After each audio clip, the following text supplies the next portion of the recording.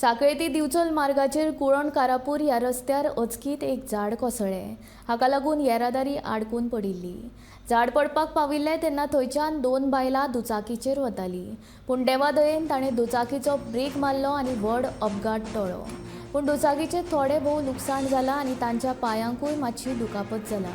दिवचल उजो पालोवपी दळाक म्हायती मेळ्ळ्या उपरांत बेगोबेग घटनाथळार येवन झाड कुशीक काडलें। हे घडणुकेक लागून सांखळे ते दिवचल रस्तो सुमार 1 वर आडावन उरलो।